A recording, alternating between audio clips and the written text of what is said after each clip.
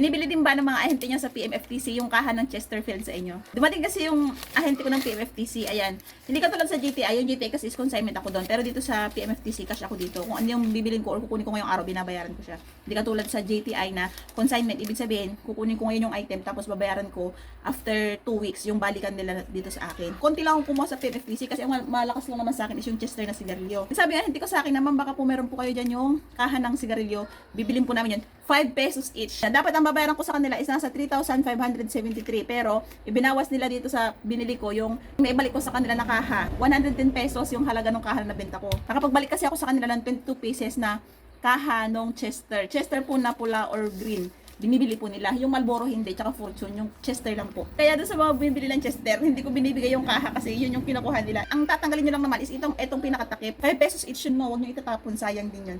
Tapos tinanong ko yung ahente, bakit ka kung may paganyan sila? Parang gift na lang din daw nila sa mga consumer kasi alam nila na sa sigarilyo, maliit lang talaga yung tubo.